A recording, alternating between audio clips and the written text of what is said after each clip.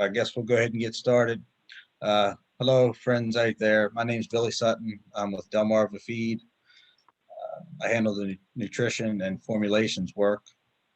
I've been there for nearly 14 years, and Delmarva Feed has been in business for about 20 years. We mainly formulate and manufacture feeds for dairy, beef, horses, pigs, sheep, goats, and poultry, and use as much local grain as possible. Current service area covers the entire Eastern Shore of Maryland, all of Delaware, Southeast Pennsylvania, and Southern New Jersey. So tonight we have Cooper Newcomb with us, and we're going to be talking goats. We're going to talk about some selection, management, feeds, and supplements. So hopefully everybody takes a little something away and can put it into good use. So with that, Cooper, I'll turn it over to you. Well, thank you, Billy, and I'm certainly glad to be here with you tonight and hopefully share some wisdom and some things that we can take home. And, you know, if you're on here to help customers, hopefully you can pull a few things to help customers along the way throughout the year. I would tell you from that standpoint, you never know when you will use that information or when it will come handy to you. If you're, junior exhibitors, I encourage you, grab you a pen, grab you a pencil, and let's take some notes on just some different ideas and some of the basic things, and then we'll get into some more detailed things as well. But let's make sure you've got to cover the bases first, check all those boxes, and then as we move forward with our project, we'll get some in depth, discussion here. I encourage everyone to ask questions. I love questions. I love feedback. We can get off topic. We've got enough time slotted. I'm not a big PowerPoint guy. I love getting in person. I love being there. I told Billy, I wish I could be there. I didn't tell him that I've always wanted to be to that part of the United States. I've actually never been to Maryland. It's one of about 5 states that I haven't been to. So I'd be super excited to come up there and do an in-person clinic and get some livestock out in front of you and so forth. So that'd be really exciting. But I am Cooper Newcomb. I'm from Elk City, Oklahoma. I've got 2 daughters and a wife here that reside with me in Elk City's in western part of the state there, right on I-40. We raise club lambs, show goats as well. One of my best friends in the world is Glenn Martin. Most of you's probably heard of Glenn. Obviously he's one of our ambassadors with Show-Rite, but not just a working relationship. He's one of my best friends, and he actually helps us with some goats, and we do a lot of back and forth discussion when it comes to nutrition and ideas and fitting and practices and that kind of thing. So I would tell you a lot about what I'm going to talk about tonight would be just like having Glenn here with you. He and I have done a lot of clinics together over the years.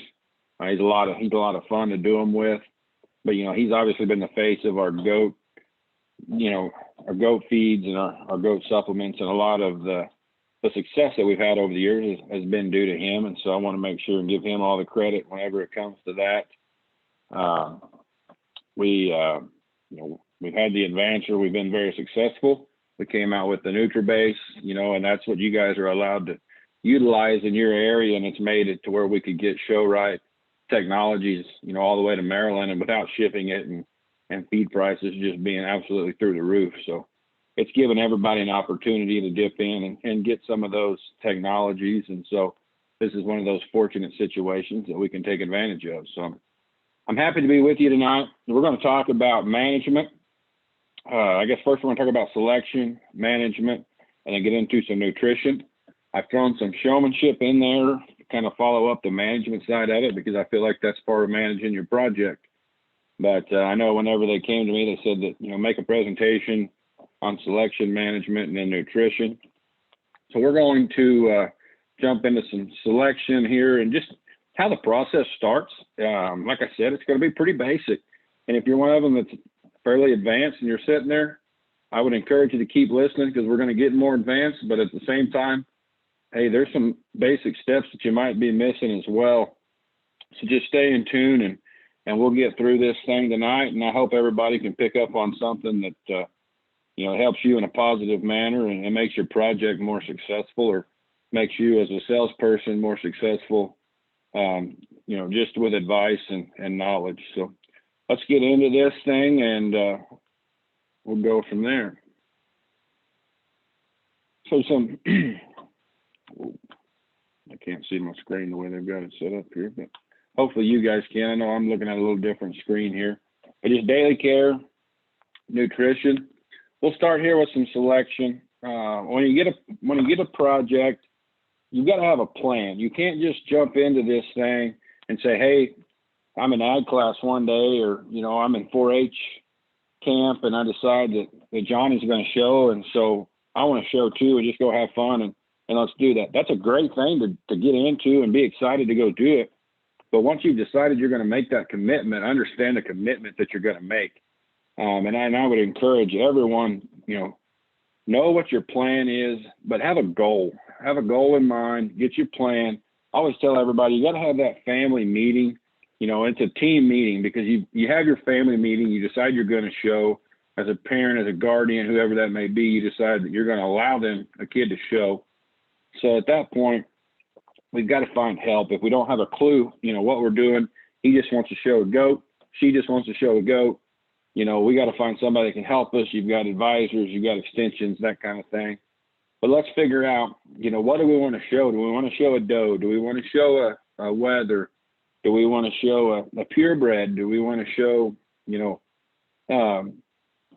a nanny or a milk goat? There's all kinds of different ways we could go with that, in the goat, and which ones we want to show. Obviously tonight we're going to talk a lot about wethers, the market side of it, but at the same time, there's a lot of breeding too, that we can get into and talk about percentages and that kind of thing.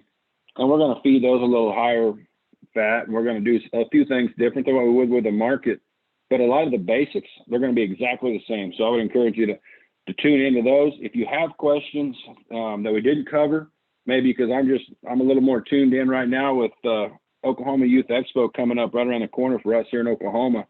I'm way in tune on the weathers, and that's what I'm thinking about on a daily basis. But if you have a question on a doe side of things, I encourage you to ask, so we can get it answered. I can assure you of that. But let's keep that in mind if we don't cover one specific. But the basics, the health, the management, all that's going to be, the same as far as we go throughout the evening. How many goats do you want? Do you just want one? I would tell you, you can have one, but sometimes it's hard to get one to eat and perform the way they want to. I mean, they're lonely. They don't have a friend.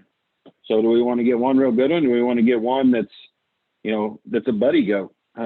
Feed along with him. That's things that we need to think about. Are we at the ag farm? Do we have a buddy, a friend of yours that has another goat that we can put with it? Just some things that we need to think about and work out. But I would tell you, you need to have somebody that has some knowledge to where you can get a plan. If you don't know anybody, start figuring out who breeders are in your local area. And I would tell you, local breeders are going to be able to help you more than, you can click on a sell link anytime in today's world, in today's industry, and go online and buy one for a bunch of money that looks really pretty in a picture.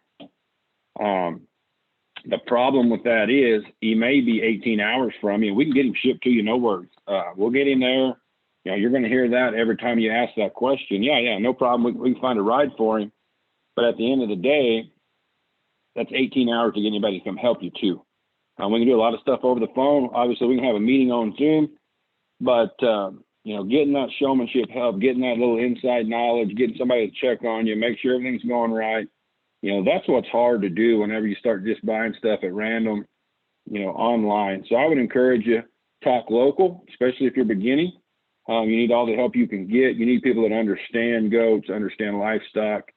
So let's let them get involved with our plan and go from there. And they can help you along the way. If he has an off day, a little sick, we need to do this. It's not we don't need to do heart surgery on him because, he just needs his foot trimmed. Okay. But that's the kind of thing that a breeder can help you with that, maybe one that's far away can't. So I would tell you, shop local from that standpoint. You're going to get more help. you're going to get more one-on-one time, help especially. But have your plan in place and then stick to it. That's one thing I would tell you. You know, a lot of people, I'm going to go over here, I'm going to find one, I've got my budget. You know, a budget's a huge one as a family. Figure out where you're comfortable at and what we can do. Let's not exceed that budget in the moment. Let's stick to that plan and that team meeting. That budget's one thing that should come up, and we should get it figured out and be able to manage it accordingly. Don't forget, whenever you set your budget, don't set $1,000 budget and forget about feed costs, forget about maybe we need to build a hut, maybe we need to put some electricity out there, you know, to his pen so we can put a heat lamp on him, that kind of thing. Don't forget about that stuff, because that's all got to go in your budget as well whenever you're planning on this. The good thing about it is that stuff goes in there one time. So visualize your goat as a finished project. You know, what in the end, what's he look like, but what do you want out of him in the end, and that sort of thing. You know, kind of have you a game plan in place. Know your days from the purchase. You know, the one thing you have to know whenever you're going to show, and everywhere is different across the country. I can tell you, I just did a weigh-in in Oregon, and they had a 100-pound weight limit at their nomination day, which is absolutely unheard of in the Midwest. But on the West Coast, you know, that was their rules, and by golly, you had to follow them. So, you know, you guys are on the East Coast. So what are our rules? What do we have to follow? Know those whenever you go into your project, and be able to tell whoever's going to help you, well, I don't know much about it, but here is what I do know. And this is, you know, straight from the book, you know, and that's going to help whoever helps you, you know, that's going to help them make a sounder decision on what you really need. You know, ask for a vaccination program whenever you talk to that breeder or whoever you purchase your goat from. Ask them, you know, in-depth questions about what have you done, what do we need to do, what do we need to continue. You know, if they don't tell you, well, you know, everything's done, don't worry about anything. Well, the first thing you need to pop up to them is, you know, what about a worming? You know, where are you at with a worming process? Has he been wormed? What have you wormed him with? That kind of thing. And, you know, and then they'll understand that, you know, you want to know everything about the vaccination process. An overeating shot, a Barvac CD and T. It's something we're going to get into a little bit later here, but, you know, hopefully he's had an overeating shot. Hopefully he's been wormed by the time you get him in on the right track, because all of those things need to have taken place for your goat to be off to a proper start. One of the most important things on this slide right here is work with your veterinarian. You know, all goats have the same vaccination protocol. That's the ones in your barn. But I would tell you, have a relationship with your veterinarian. You know, get to know them, understand, you know their 911 number, if you will. If you have trouble, know that if your goat's ears are down and his tail's down and he's not doing right, we need to call that vet and get him out there immediately. You won't lose a goat if you catch it within 12 hours. And I truly feel that way. You know, if we can catch it within 12 hours, it's not that, oh, he played too hard yesterday or we exercised him too hard and he's not eating. There's something wrong, okay? If he doesn't eat at all, his ears are down, his head's down in the dust, and his tail's down, we got a problem. Let's figure out what it is, and let's try to get it taken care of and tended to. So I would encourage you to have a relationship with a veterinarian before you find yourself in that position, and then you don't know who to call, what to call. You know, you don't even know where to start, if you will, in a sense. Moving on here, just some things to do. You know, if I'm going to a sale, and you're going to go to a farm sale, you're going to go to, you know, a weekend, a Saturday sale, and multiple breeders are there. You know them. You don't know really which one you want to pick. You would like to see them all together. That's the best thing about sales. You can get comparative. They can bring all those animals in there together, and you can watch them, you know, and just compare one guy's stuff versus the other. That's the best part about a live sale. I miss it. There's not near as many as what there used to be, but they're a lot of fun. And I can tell you, one of the best things, if you are beginning and you're just trying to learn, you can sit there and compare a lot of different things, see a lot of different things, and make yourself kind of understand them and teach yourself a little bit about, you know, what we're looking for, maybe what some priorities are, especially if you've got some help to help you in that process. Whenever you're visually looking at them, you know, every breeder can grab one, set one up, and they can have somebody there that can set one up and make it look really good. I would tell you, I make 90% of my, you know, buying decisions off of them loose in the pen. I want to see them loose in their pen, walking around, see how they hold themselves together, see how their legs work. Are they tight? Are they too flexible? Are they wobbly legged? You know, is their spine straight and stiff and level, or does it break behind their shoulder? That's the things that you really got to look for. Skinny doesn't bother me. I like buying a good skinny one. I mean, that's probably one of my favorite things to do, is buy a good skinny one that feeds and becomes very competitive. And it's not hard. A lot of people say, well, that's, you know, you have a lot of luck with that, and we don't either. It's not really luck whenever you look at one. He's built like an athlete. He looks the way you'd want him to. He's just skinny.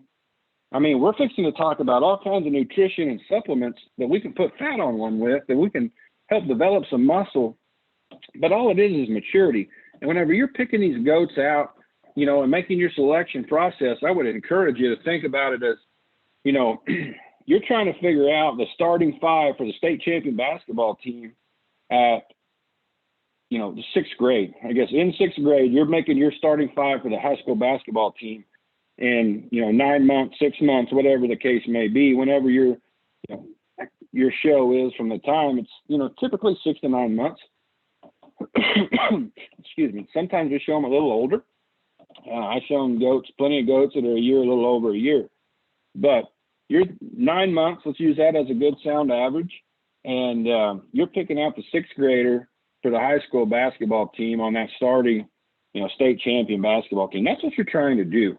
It's not easy. Okay, that's hard. You know, and that's why there's very few that can accomplish it. You know, it's very hard to do. But that's what you're doing, and keep that in mind whenever you're looking at that skinny one, because, you know, there's no telling what some of those NBA players look like in the 6th grade. But whenever they grew out, they started playing high school ball, all of a sudden they look like different athletes, and they get to college. And so kind of keep that, use that as a reference in your mind whenever you're picking out that little one. Don't just gravitate to the little thick one unless your show's in 2 months, because the little thick one that's, you know, short, stubby, legged, but big back, fat, and ready to go, I call that one early maturing. And that's usually not the one that wins in the end. The one that wins in the end, a little later maturing, a little skinnier, you know, got some more grow and extension to him. That's the kind of things that I look for whenever I'm making out that, you know, kind of trying to deviate which one's going to feed the best in the end and which one's going to feed the quickest. And I can tell you, I've got people that tell me, you know, hey, pick me out a goat that's going to do good at the early jackpots, and then pick me out a goat that can try to win the state fair, because they're two different goats. I've had very few goats, very few sheep over the years that have won all the jackpots and the big show in the end. And I'm talking Oklahoma, Texas, Iowa, Kentucky, all the way across the board. You know, we've shown a lot of them all over the country, and there's usually an early maturing one that can win a bunch of jackpots and have a lot of fun with him. But in the end, he's the one that's too coarse. His front end's starting to get too mature. His shoulders are opening up. His blade's opening up. His chest is starting to come out of him. And there's one of those skinny ones that all of a sudden there at the end, just way too youthful and way too athletic for him to ever think about beating. And that's what happens. So keep that in mind whenever you're making that decision.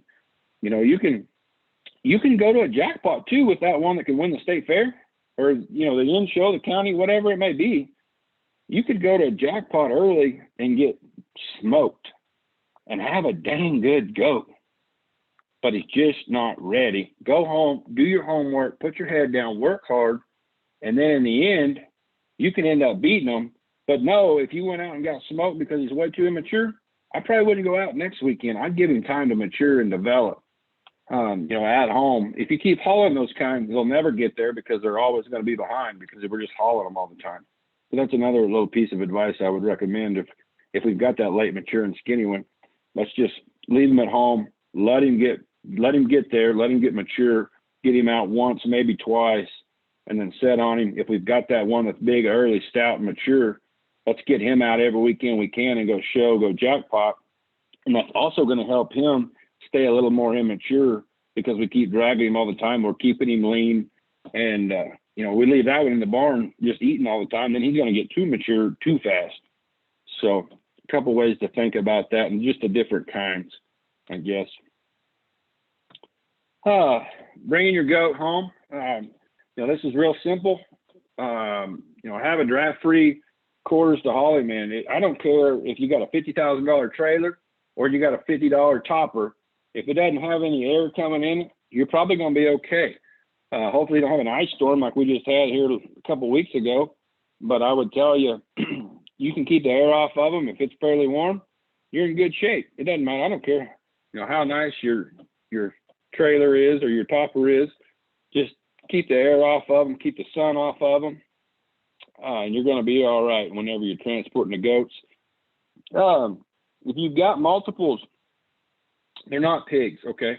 If you've shown pigs and you're thinking about goats, don't separate them thinking that we're going to, they're going to fight or hurt themselves or whatever. They will be way more comfortable, just in their comfort zone if you keep them together. They like buddies. They love their friends.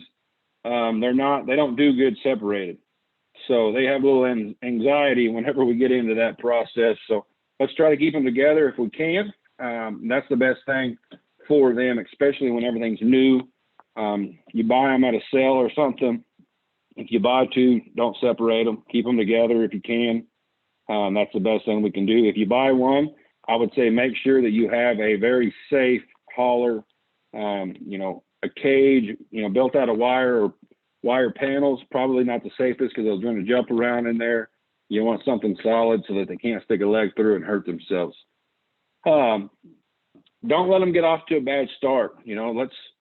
Let's make sure that we haul them, keep them safe, and keep them healthy. That's the biggest thing. If you got a healthy goat, you've got a good goat. So let's make sure we keep them as healthy as we can, in regards to that. The next slide here will be,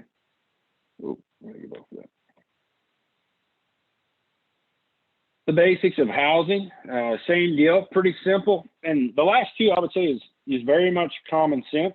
And this is where kids are going to learn a lot of common sense and just life in general. I would tell you, when it comes to housing, let's make it clean. Let's not just put it in the backyard or put it out in the trees because it's hot and that the trees are shaded and that's the best place for it. That's a great idea. But let's put it out there and pick up all the limbs, pick everything up, make sure it's clean in a safe area that we've got pinned off. Don't just throw it out there, because goats are going to eat anything they can. If you got a bunch of extra sticks and limbs in there, they're going to eat on them. And I can assure you that's not nearly as nutrient dense as the feeds that we're fixing to talk about. And whenever they eat those sticks and trees and limbs all day, and leaves, they're not going to go eat as much feed as what we want them to. They're not going to stick to the program that we've laid out for them. Draft free, if it's cool, let's make sure we don't have that draft on them. Let's get them somewhere to get out of the wind. Temperature's consistent. I don't really care what it is. Goats don't like it cold. They obviously came from warmer parts of the world, and so they don't like it cold. They can handle humidity better than a sheep for sure, but I would still say let's keep air on them. Excuse me. Bedding types. This one's controversial when we start talking about goats. I prefer leaving the goats on shavings because we're working that leg hair. We're trying to get their legs as hairy as we can and make them look as big boned and shaggy as we can. I know a lot of people that keep them on a slick surface, not concrete necessarily, but like a hard dirt. Just keep it clean all the time and pretty much just sweep it. And that's what they're living on all the time.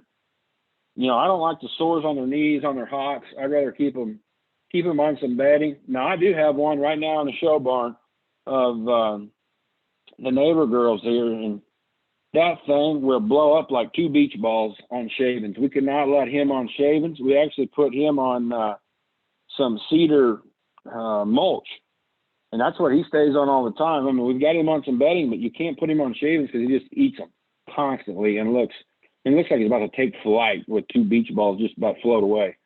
But with that being said, that one's a little controversial.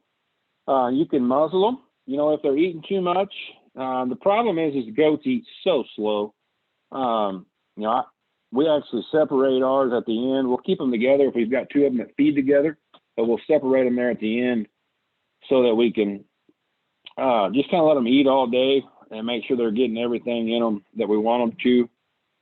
They're not going to go in there like a sheep or a pig or probably even cattle for that standpoint. And just, you feed them a can of feed and they're going to jump in there and just go eat it. It's all going to be gone. They're slow grazers. It's kind of like eating Thanksgiving dinner or Christmas dinner whenever you're ready to open gifts and grandma's just over there slow rolling it. That's the way a goat is. I mean, they eat like grandma at Christmas dinner. Wants to make sure and enjoy every bite of it. They're thinking about it. And all you can think about is opening presents. I mean, I've been there, but that is a goat. So we don't want to rush them. We don't want to just pull feet out because they're slow and we're late for school. So that's kind of where the muzzling, the bedding types kind of depend upon the goat itself and, you know, what you're seeing there. But I would tell you, most of them that we've had have been fine on shavings. And then we'll muzzle right there at the end whenever we decide to go to a show, just to keep that, you know, the belly off of them. If they do eat some shavings or something like that, we're trying to keep that belly a little more attractive. But not something that we just lose a lot of sleep about, but it's definitely something that we want to take into consideration. Yeah, bottom line, if you wouldn't sleep there, the goat shouldn't have to. I mean, it should be somewhere that's clean, dry would be one of the biggest things I would tell you. From a fungus standpoint, on top of just keeping them clean, don't let them stain. I mean, the goats that have white on them, which most of them do, and they're going to stain if you let them get nasty and dirty. So let's keep them as clean as we can from that standpoint. Excuse me. The basics, kind of some temperatures and some things here, more just kind of goat pertinent.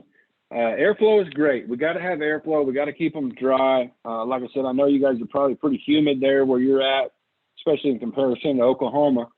But airflow, keep airflow on them, but I wouldn't put it directly on them. They hate wind. Goats, you put a fan on them, they're going to go lay out of that fan. So like we'll try to shoot fans over them to where we're pushing that air around and kind of lowering that humidity a little bit, not just let it sit in there and get too muggy. But we don't put a fan just directly blast them. You know, if they're in a 10 by 10 or 10 by 15 pen and that fan just covering that whole thing and they're just miserable all day long, you know, they're probably not going to eat good. They're probably not going to perform good. So we try to move air above them, you know, and a part of the pen may be with a fan on it, but they can actually get out of it. But at the same time, you're moving that air around. You got some fresh air. They're breathing fresh air, that kind of thing. Goats don't like wind, dry as a must. Ideal temperature, 55 to 75 degrees. I mean, if you've got a barn that you can close up and make that, that's great. If you don't have one, I would tell you get a blanket.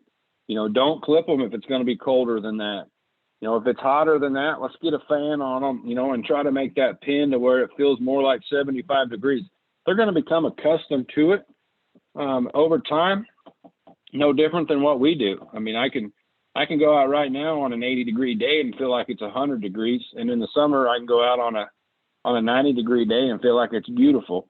So they become acquired to it and get accustomed to, you know, the different temperatures. But that's mainly whenever you bring them in. Let's try to make them as constant in temperature as you possibly can. And that'll keep them from getting sick. It's going to keep them from getting a runny nose, you know, a cough, that kind of thing. That helps eliminate that. I tell everybody, you know, and a lot of you folks that live on the coast, and I don't know if it's there as much as it is on the West Coast, but we got a lot of customers on the West Coast that'll, you know, they'll unblanket during the day, but they got a blanket at night because it gets cold at night. So they put blankets on them at night and then unblanket them in the morning just to try to keep that temperature more constant as far as the way those goats feel and what they're actually seeing and feeling. So just a little tip there that might help as well.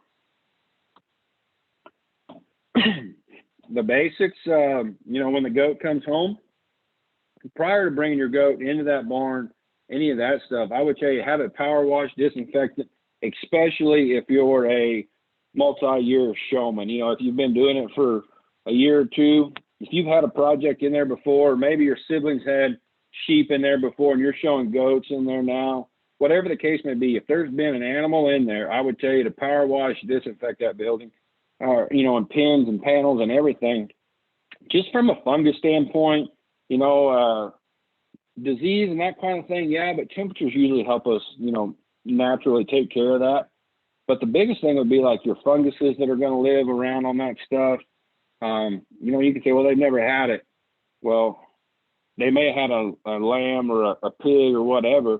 Its immune system is really good too, and it's sitting in there just waiting on that one. Its immune system is not quite as good. So I would encourage you to try to take care of that kind of stuff, you know, prior to, you know, that's just some preventative things there that we could try to have a healthier project that requires less extras and that kind of thing from just a management standpoint. It makes it more fun when we have less trouble, I can assure you.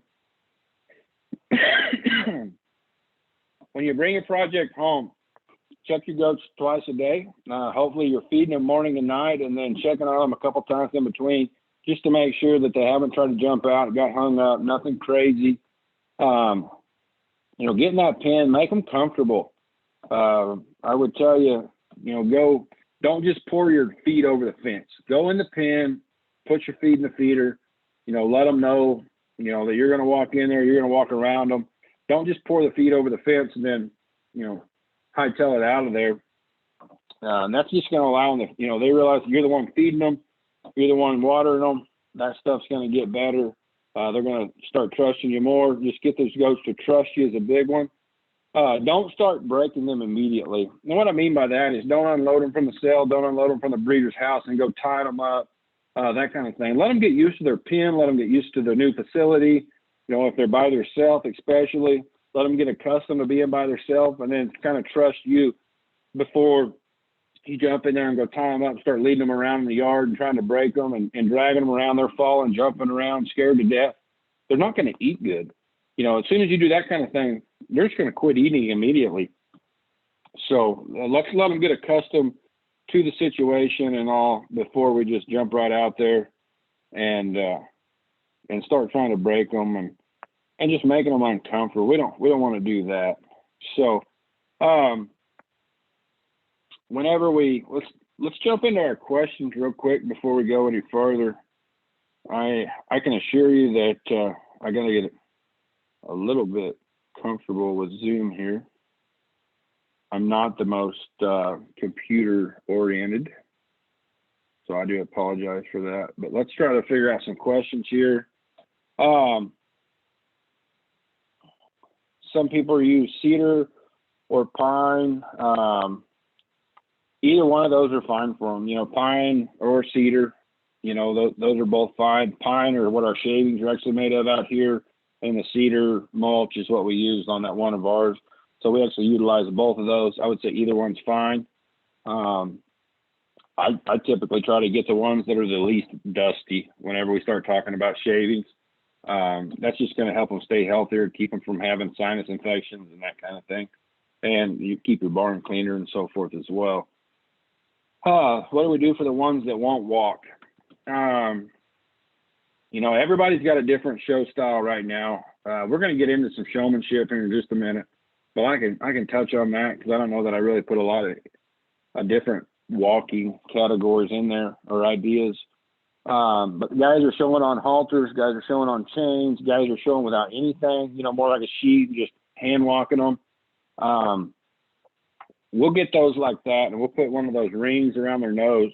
And then your halter actually ties it on the top. And that seems to help that kind as much as anything. Just get their attention, you know, kind of walk with their head up and so forth. I like that on the ones that really give us trouble. And then I'll get a pig whip and just kind of hit them right there in their hocks and below, just on their legs. And not aggressively, but just kind of like you were showing a pig, and it drives those goats crazy. I've heard people, you know, trying all different kinds of things to get them to walk, and that one there is probably as easy and non-aggressive. It's really just, I mean, like the kid walking them, you typically can sit there and just kind of tap them between their legs there, and it drives them nuts.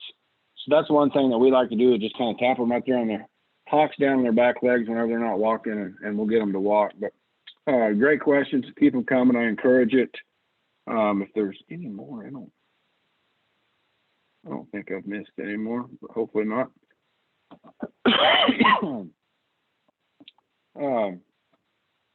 Anyway, that's kind of some of the basics that we try to do and keep in mind whenever we bring them home. So this one's very important from, basics of a worming program. What, as you can read there, rotate wormer, safeguard, Dectomax.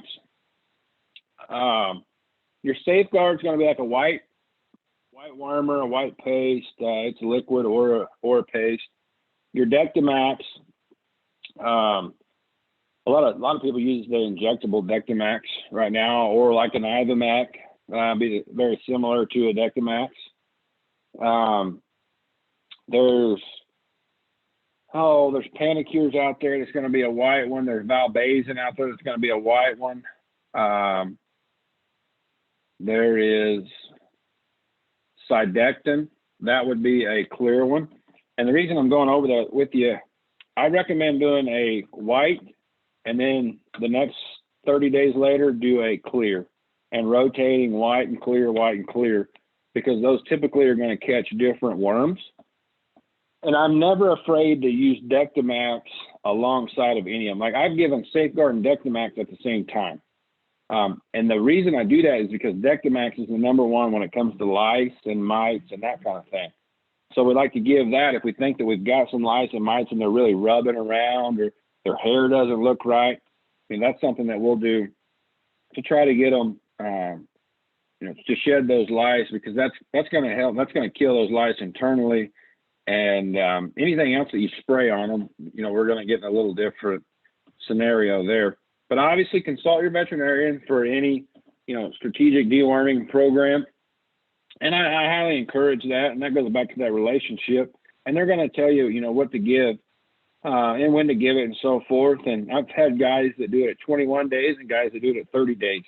If you live in an area that you have more parasites and it's just more of a problem, and your vet should be able to tell you that, I recommend going 21 days. Don't be afraid to do that. If you're in a very humid area that you don't have freezes, you don't have, high heats, but you have parasites year round, you probably got a lot more parasites than what we do whenever we go to negative degrees and we've got 110 degree days. We're going to lose a lot of those parasites in those days like that. So if you're sitting there in kind of a middle of the road climate, you've probably got more parasites, especially high humidity. So we may need to up our worming to like 21 days.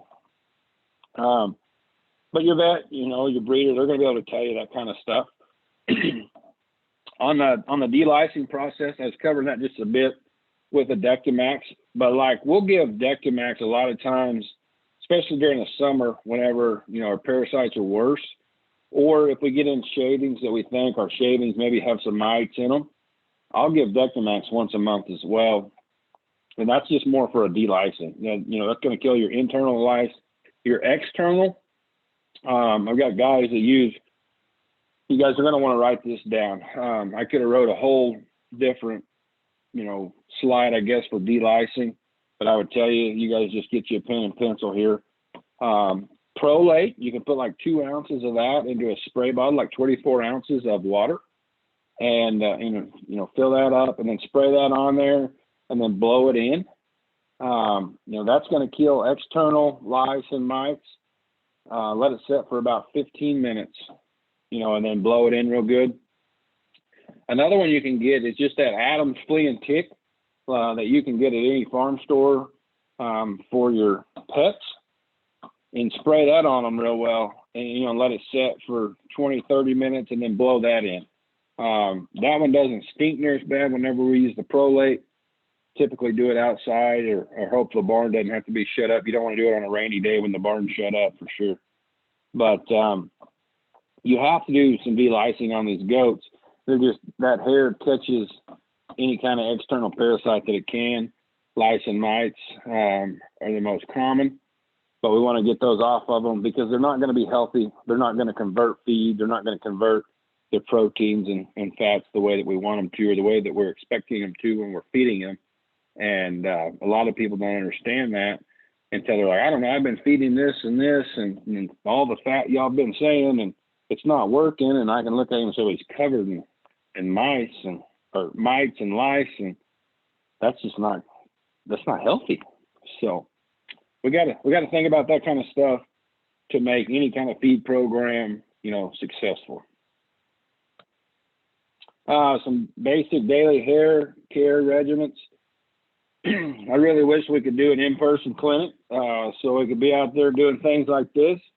But until then, we'll just have to stick to this Zoom. But, we start washing. We'll wash them at least once a week, with I use a very simple, cheap, like a Suave soap. Nothing fancy, no degreasers, nothing like that. You want to leave that oil in them, just kind of keep them clean, keeps that hair coat healthy. Use some conditioners. We'll use like a mane and tail conditioner to follow up with. We'll start at least a month before. If we've got good hair, a month before. If we've got average hair, we'll start 60. We've even started 90 days before. If we've got bad hair that we're just trying to get thicker, softer, that kind of thing, there's all kinds of different hair care products out there. I can tell you just rinsing them, washing them, and then putting some conditioner in them a couple times a week is about the best thing you can do. You can use any, there's shag swag, there's all kinds of different hair products out there. You can research them and use the one that you think fits. I would tell you to use the one that's probably the easiest to get a hold of. As long as you're doing it religiously, it will probably be successful. The basics on just breaking your goats to drive when they are young. And we're just starting talking about, how do we get them to show, starting them off on the right track. We don't want to sit there and procrastinate until they get big. And the number one reason I don't want to do that and start on a goat when he's big is because then whenever he jumps around or flips over or flips on his side, he's not big enough to hurt himself. It's kind of like a little kid can fall and it doesn't ever hurt them, but I can assure you if I fall right now, it hurts me. I'm probably a little overweight, and whenever I fall, it hurts. And those goats, there's going to be a time in their life and they're probably a little overweight and they're going to fall and it's going to hurt them. But if you do it when they're young, they can fall, jump up, jump down, and all around. So I would tell you that's the number one reason why I like to start on them when they're young. We start by chain or halter breaking. I can tell you, like Glenn Martin's daughters will never put one on a halter. They chain them everywhere all the time. That's one place where we've been a little different. At my house, we've put them. Halter broke all of them. We actually even have a circle walker that we'll put them on at times as well. But I think any way that you do it, the number one thing is always walk them around with their heads up. Make that a habit. When they're around you, a human of any kind, mom, dad, teacher, whoever that may be, we got their heads up, always walking them, kind of like we're in a show ring. So that way, whenever we go to the ring, it's just habit and they go. I tell you, sheep and goats, I tell people all the time, they're not the smartest animals, but they are creatures of habit. So whenever we're breaking them, we're training on them, we want to always do it the same way. And it's going to make for a little more success down the road because it's just a habit to them. It's not something they got to think about. Don't ever ask a sheep or goat to think for you. But some just kind of in order here, a little bit of what we do and what we recommend. Teach the goat to walk, halter break them. And then if you got them on a chain or a halter, however you want to show them, keep their heads up. But teach them to walk the way that you want them to before you start, standing and that stuff. But then after we've got them walking the way we want them to, we want to teach them to stand there, set their legs square. Heads are up, the legs are all set. And whenever they'll stand there just like that, don't worry about driving them. We want them to stand there, head up, legs square. Just show themselves kind of like what you would a heifer or a steer. And And then at that point, whenever they're standing there, their heads up, they're not pulling, they're not trying to get away from you, that's whenever we start to teach them to drive. At that point, we'll get in front of them, we'll start to push. You know, we don't want them to over push. And that's one thing goats are real common about, is they just want to drive. They just want to push hard. And the worst thing about it is a lot of beginners want to jump out there and just push on them because that's what they see at the show. And that's understandable. You know, I totally get it, because most of the time in the show ring, the kid's sitting there pushing on them, setting them up. But I want you to think about one thing. I want you to think about what the first look a judge sees of that animal. You know, that's the most important one, isn't it? The first look? Well, the first look he sees is whenever you're walking in the ring. So to me, walking's number one. That's what's going to demand their attention right off the bat.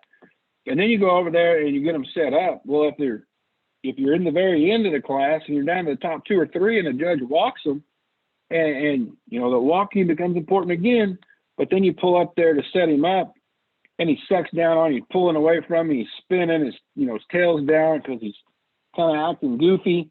Well, then he doesn't look good at all, and you're going to get beat. So that's the kind of way we come up with an order that we do on breaking them, is just kind of what the judge's emphasis are in the show ring. And I can tell you, I've judged enough shows that order is pretty sound whenever it comes to judging a show and what you're seeing out there and kind of how you're breaking them down. If you can walk them, they walk up there, they stop, they throw their head up and look like a show goat, you're going to be successful, I can assure you. And then whenever you get in front of them and drive them, they don't overdrive. They're not lunging forward. Their front feet aren't behind their shoulder, and they look deep-chested and long-bladed. And that's the kind of stuff we don't want. So we want them to stand up there and act like a show goat the entire time. We're going to start setting them up and bracing them short periods of time. And then obviously we want to build that up, 20, 30 minutes of show time. So that way, whenever you go in the ring, they're ready to go. Even if, I tell kids all the time they show heavyweights, I'm like, hey, that thing's going to be up for an hour. So they got to be ready to go. Time they go in their class, to go to their division, go to their grand drive. If everything goes the way we want it to, that's a long time and a lot of showing. So if you've got one of those big ones, you better know that 20 or 30 minutes, that may be just half of it for the amount of time that they're actually up and showing and all that stuff. So keep those things in mind on your breaking and training as well. But that is kind of how we categorize and emphasize our breaking strategies. Just some quick reminders, things as a judge that you see out there that you don't even think about. And I used to never think about them in these meetings. I really didn't. Until the more shows I've judged and just seen some things that look just distracting out there. I guess this slide should be from a judge's perspective, skills to make sure that we're up to par on.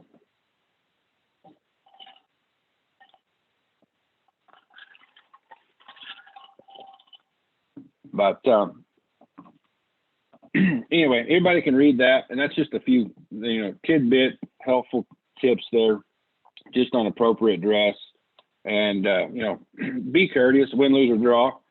I've judged kids multiple times. I've had kids that got beat that were extremely cordial, and then I've had kids that won that weren't cordial at all, and it honestly it frustrates you, and it doesn't leave a good image in a judge's eye. So I would tell you, just always be cordial, win, lose, or draw, I guess.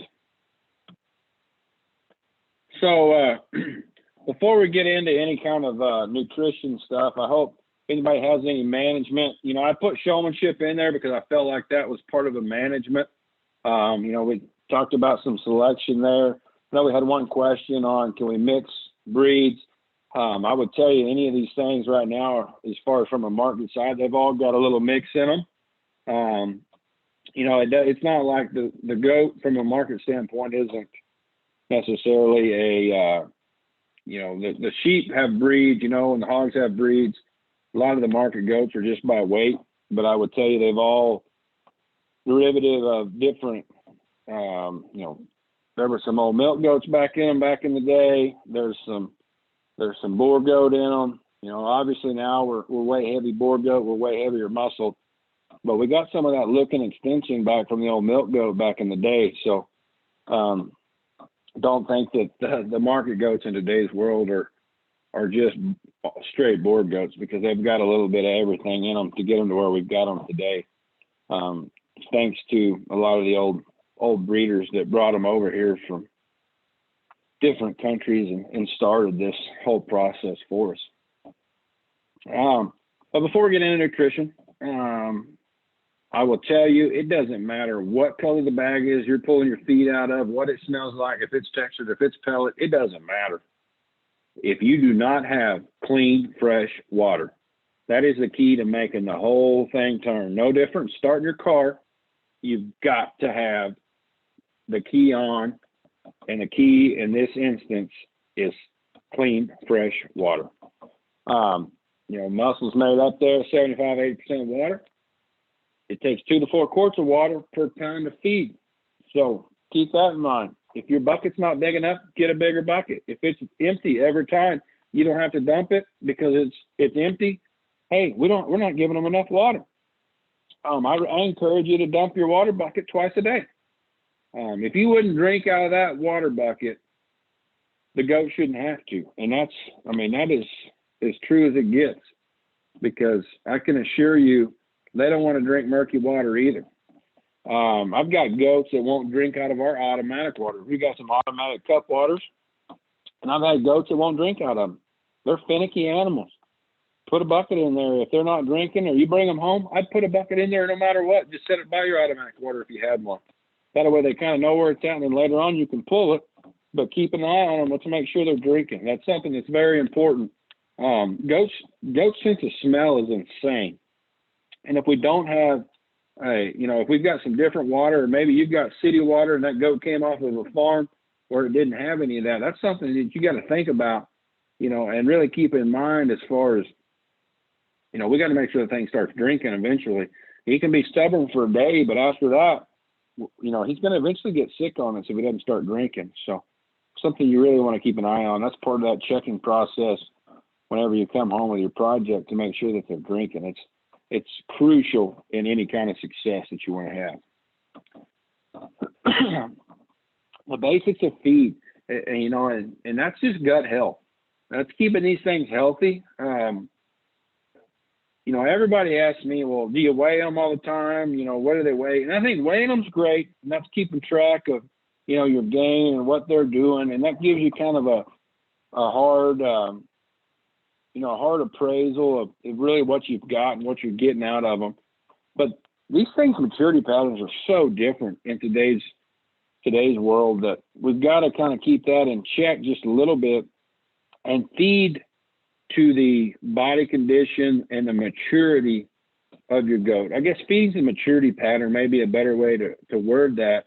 And that's just, a moderate little goat is going to take a higher protein diet. A later maturing goat is going to take a higher energy, higher calorie diet. Something that you want to keep in mind there. Stay consistent on your feed choice. You come home and it's new. They don't eat it real well. Don't go to the next day and say, all right, I got to get something else. He's not eating that worth a darn. I got to find something different. It's kind of like telling your kids that they got to eat at the dinner table. They don't always, every kid doesn't want to eat a vegetable, but they'd all love to eat cake. But we're not going to let all our kids sit at home and just eat cakes, because then we're going to have a bunch of toothless kids. Okay. If we just change feed and get a goat feed that they just want to eat, it may not be the most healthy. It may not be the highest performing one for that goat, but we just got to give them time and get them and make them eat it. Okay. Let's give them anything to just keep their appetite up. If that's a probiotic, probios, a Vitacharge, any of those kind of things, those are all great. You bring an animal home that helps with stress. That's typically the case. It's typically not, oh, the feed's not good, or I got to change feeds or whatever. I'm trying to texture it over a pellet. No, it's typically the stress and that kind of stuff that is our, inhibiting factor in that situation. It's typically not the feed, but the feed's the first thing that we want to change a lot of times. and we got to sit there, you know, and just get them to eat it, and then they'll take off and do well from that standpoint. Don't change for 2 weeks. So I kind of have a rule of thumb, and if I'm adding supplements or I want to do this, you know, I want this goat to handle harder, I want him to handle leaner, I want to burn some fat, I want to add fat, whatever the case is, I make a change on the feed board and I leave it for 2 weeks. Don't forget that they're small rumen. They have 4 stomachs. You can't change feed and expect them to look different the next day. Now you can lower the volume of feed if you're trying to pull the belly off one for a show, and that's different. But if we're just at home trying to make those things, you know, perform, do well, that kind of thing, then let's make sure that we give that feed a chance to work, I guess is the thing. The supplements give them a chance to work. I just got a text that it looks really dark on here. Let me turn my light on.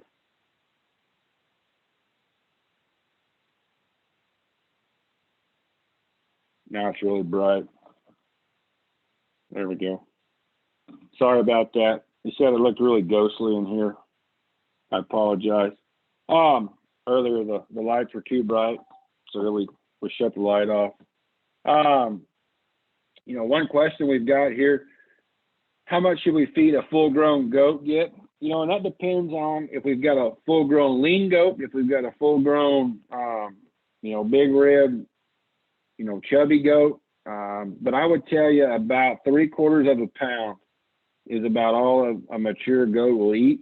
Some of those bigger rib, or, you know, kind of earlier mature ones, we'll feed them 1/2 pound. You know, and that's twice a day, I should say. So we're 1.5 pounds, you know, is probably a pretty safe choice on a mature goat. You know, you can feed them 2 pounds, you know, some different feeds, and that's going to be fine too. Let's jump in here to our feeds and supplements. If anybody has any questions, I encourage you to go ahead and jump on about any of the last stuff we've covered. Like I said in the opening there, you know, with the offering the goat NutriBase, that's given us an opportunity, you know, to work with dealers like your own and yourself here. And, you know, that's what's given us the opportunity to meet here and do this Zoom call or seminar or meeting, whatever we want to call this. I usually call them a clinic, but I don't feel like it's a clinic if I'm not standing in front of you showing you something and getting kids up there in front of me. But our Zoom clinic, if you will, I guess is what we're going to call this. But this is what's brought us together, is the NutriBase and the opportunity that has allowed these guys to make this feed. And they're obviously making a high quality feed using our NutriBase, which is, you know, this very similar to everything that we use within Show-Rite. And I'm going to talk to you a little bit about the Alltech technologies. And if you didn't know it, Show-Rite is actually owned by Alltech. And they are one of the #1 companies in the world, just as far as ingredients and coming up with different ingredients that actually, you know, protein sources, trace minerals, those kind of things. But we've got a lot of technology in there, and I guess whenever we talk about technology from a small rumen standpoint, the best thing that it does is it makes these, you know, fast metabolizing goats actually, you know, will slow down that metabolism just a little bit, and you know, make them actually retain what we're feeding them. It sets in there in their bellies instead of just, you know, zooming right through them. You know, they actually, we start to process this stuff and break it down, and the absorption that a goat actually receives through a lot of feeds is not very good. You know, the first goats that they saw in the United States, if you think about it, they ate aluminum rims and tin cans. So obviously they didn't perform at the highest level, and it took us a little bit to figure out. Whenever we started building goat feeds with Glenn Martin, I can remember whenever we started with that Advancer product, golly, it was tough. And just trying to get goats, you know, the absorption of goats and figuring out what actually was a catalyst in trying to get those goats to perform at the highest level and not just make them grow. You know, I mean, there's a lot of things that we can do. You think about it from a feedlot perspective or anything like that, commercial, in any other industry, you know, we start talking about performance and that just makes them grow, you know, big, tall. And a big, tall, narrow show goat is not a good goat. So that's why whenever you look at this label, if you're not familiar with goats, it looks a little different. I mean, it's different than about anything that you see. Whenever we start talking about a high fiber, you know, a nice mid to high protein at 15%, you know, that's not super high by any means, but it's not low either. You know, a fat of 4%, and that's solid. That's higher than some, but not as high as a lot. I'd say it's in the mid to upper average as far as the fat percentage goes. And then the fiber is obviously high. And, you know, you may say, well, why is that fiber, you know, why is it at 17%? That seems awfully high. Hey, it is high, but you don't want a big, tall, narrow goat, okay? We're trying to keep these things to stay as moderate and wide as possible for you whenever we're feeding them. We can feed them a low fiber, high protein, but we're going to have a big, tall, narrow goat that's not ever going to do well in a show ring standpoint. The fat at 4%, that gives us the ability to feed this to any goat, and we can add a little fat if we want to, or we can try to burn some fat if we want to, but that's not too much that we won't ever be able to burn fat off. You know, so that's why that is a very solid number as far as your fat percentage goes. You know, we like to use a 4%, and it makes it to where this feed can be used on all goats, and you're not trying to transition or change your feed, you know, just to fit the goat. You can utilize supplements at that point, either make you a higher fat or make you a higher protein and a lower fat, depending on the goat, you know, and the appraisal that you've done and what direction you need to go. But with the ATI in there, you're going to get extra coccidia medicine. Obviously, this is medicated with a Regimens. You know, and that's one thing that's going to make them perform well, grow well, and help with coccidia. But we've also, in that protein pellet that they're utilizing, we've got some all-natural coccidia stats in there. We've got, you know, the extra trace minerals, the TRT, that is obviously very beneficial whenever we start talking about absorption and in the breakdown process in a small rumen. It's obvious. To me, it's second to none as far as whenever we start talking about minerals. And you may say, well, why are minerals really that important? You know, I put out maybe you put out a mineral, maybe you've got a tub out there for them or whatever. But I can tell you with this feed, you don't have to. And the one thing that you're going to see is your joints, your pasterns, they're all going to set better. Your pasterns are going to stay stronger. You're not going to break down, get flat-footed, and you're just going to stay healthier. And one of the biggest things is your hair coat. You're going to, you know, shine your, you know, hair coat whenever you've got all the extra minerals in there and you're maximizing the absorption of them. Your hair coat's going to be fresher, shinier, that kind of thing as well. So, you know, this feed, obviously, that's very good to us from a Show-Rite standpoint whenever we take a look at it. And it's very similar to what we've utilized across the country with our Advancer product. And I can assure you're probably getting, you know, minimal cost in comparison to what we are on the Advancer, just because they're bringing it in and building it right out of that NutriBase. So, you know, very good feed. If you got any questions on it, I encourage you to list it. Most of you know about it. I don't want to sit here and beat on a drum too long, but if you've got any questions, feel free to hit us up with any kind of questions with that. Let's get into some supplements that you guys may not be as familiar with, and you know, maybe how they work with this 15% protein feed that you've got there in the Show Grower. So the first thing let's jump into is kind of some of our muscle building. We'll start these 30 to 60 days before the show. The first one that we're going to discuss here would be Muscle in Motion, and it's going to give you more dimension down their top. You know, kind of just, it'll give you a little fat and a little bloomier look throughout. If you've got one that dips behind their shoulder, it's going to make them leveler and stronger right there in their top line. I love this one, you know, for the fact that it won't burn fat, but a lot of times this one will actually give you some added fat. And, you know, if I'm trying to jackpot one and really get one ready and push on one or get one ready for a show or sell early, I absolutely love this product. It's second to none whenever we're trying to get them ready. If we feel like we're at 11 o'clock and trying to get to 12 o'clock, this is the product of choice by far. Let's get into the Right Factor Goat. We got a Right Factor multi-species and a Right Factor Goat. And the difference is on the Right Factor Goat, that one is made for the metabolism of the goat.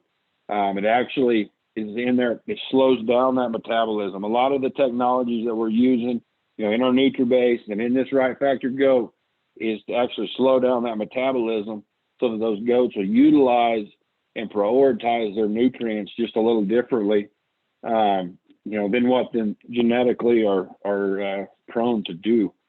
And that just gives everything a little bit more time to work. And I always tell everybody, you know, it's obviously going to give you some mass and some real muscle there with Right Factor. But one of my favorite things about Right Factor is if you're trying to make one fat, you know, you can still use Right Factor and it's going to give you muscle and allow them to put on fat. But if you're trying to burn fat and you're feeding them a high protein diet, then it's going to actually continue to burn some fat as well. And with that being said, it's going to burn fat and add that muscle that you want to. So you can utilize it on both scenarios where a lot of supplements we can't. You know, they're too high in protein or or this or that. Excuse me. So that's actually a unique one there that we can utilize both directions, and it's going to help prioritize those nutrients. The Sculpt, you know, that's the ultimate fat burner. It's going to keep them a little neater, keep them a little cleaner over their forerib. It's going to make them handle harder, and it works pretty quick. I would say in about 2 weeks, you're going to notice a substantial difference there, just drying them out and hardening that muscle up and hardening that fat up is essentially what it's doing. It's drying out those fat cells. Showrock Starshine. I can tell you, you've probably seen this before, and if you haven't, it's one that we brought to the table a couple years ago, and I absolutely love this one on the goats whenever we're getting ready to show them. It keeps them ultra fresh, it keeps them belly, and it's got some fiber to it. Just, you know, high quality proteins and nutrients in this one. It's going to stimulate some appetite. They like it. It, you know, enhances digestion there. Weight gain, adding muscle. This is one that we use to keep our muscle in them if we're holding them, but then we can also use it there at the end if we're trying to just freshen them up. I use this one a lot of the time, I guess. This is the one that I use in between Muscle in Motion and Sculpt because you can kind of hold them right there. If you're at a happy place with them, you can put this product on them and keep them there, and they don't really get too fat on it because it's got a little protein with it, but it's not so high in protein it's going to burn fat. But at the same time, it's not so high in fat that it's going to add fat either. I tell you what it is, it's kind of a high sugar product. So you're going to get some calories there out of sugar that are a lot different than the calories that you get out of a lot of different feeds. So just something there to keep in mind. I love this one.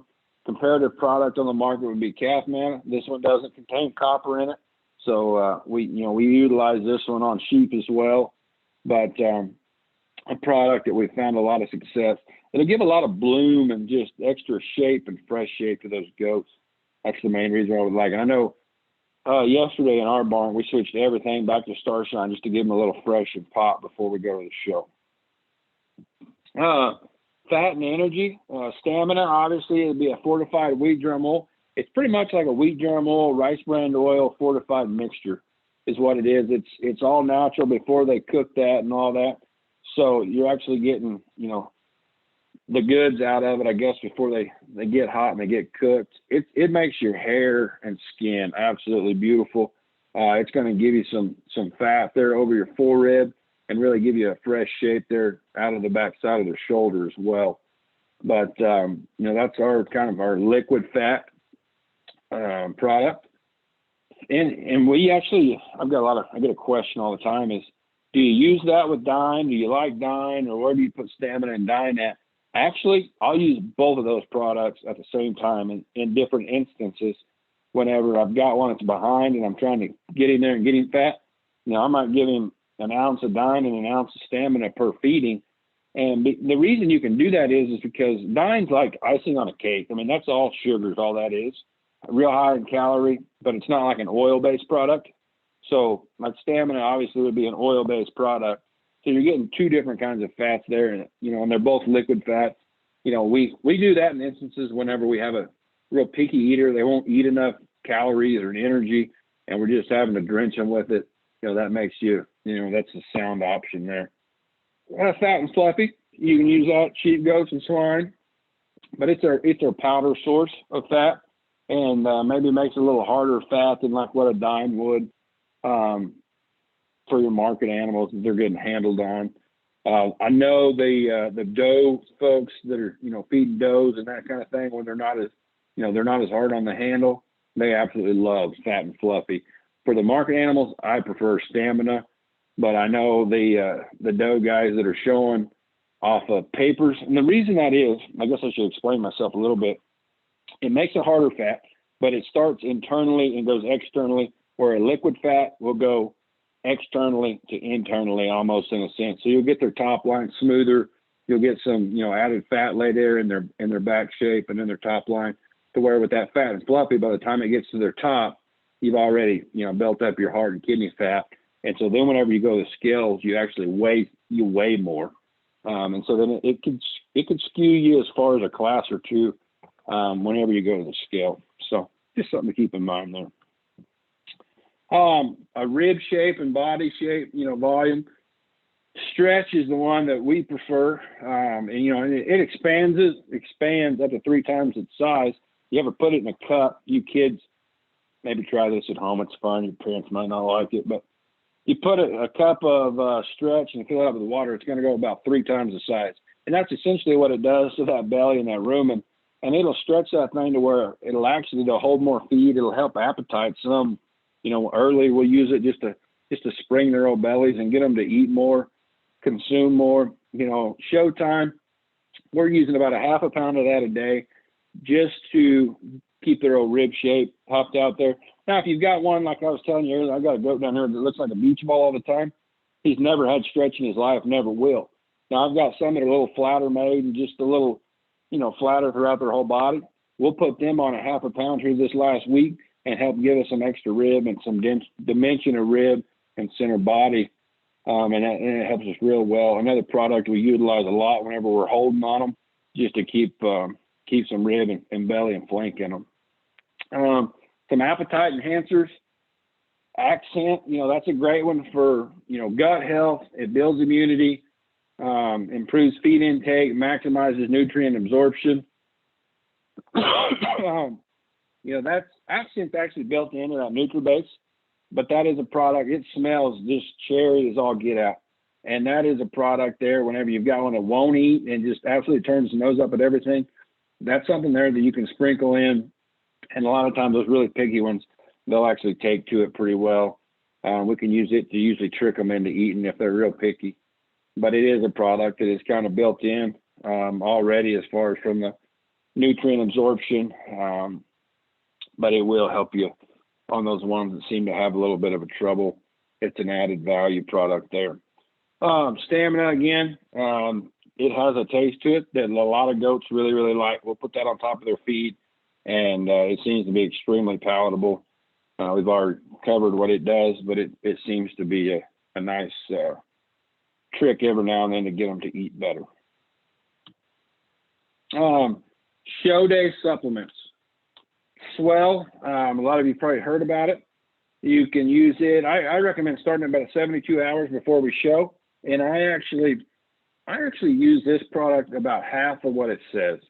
I put about 3 ounces to a gallon of water and then mix that up. And then that's what I use to hydrate them and it keeps them extremely fresh, extremely smooth. If you've got one that's too fat, you might want to mix that with some gold dust or another, electrolyte.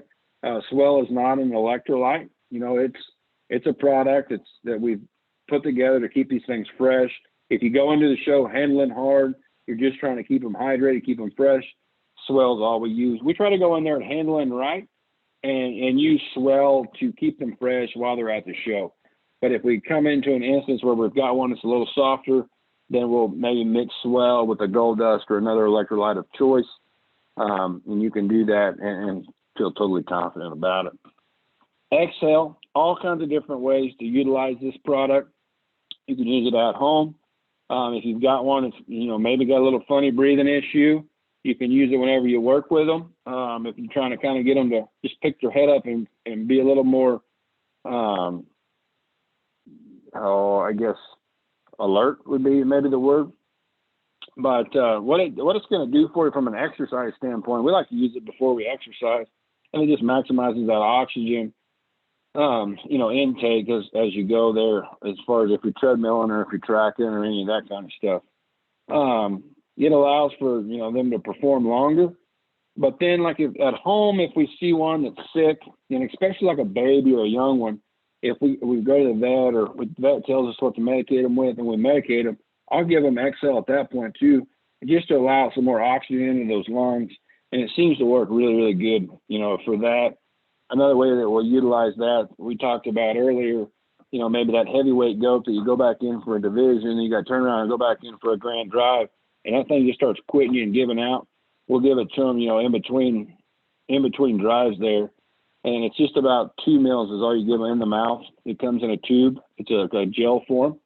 And that product seems to really kind of help them get through some of those struggles, and kids will know whenever they start to give out and quit. And that's just they're tired. And so we got to give something, kind of give them a little pick me up there along the way. I guess that's what I've got as far as from a presentation.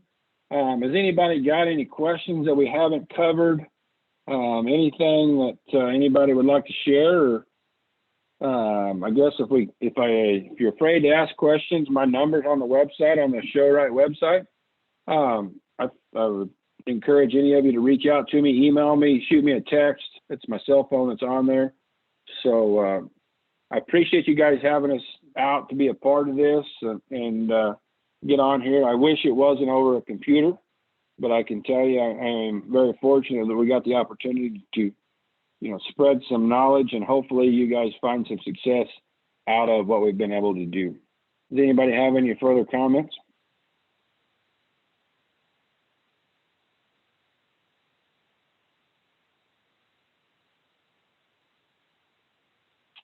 I will take that as a no.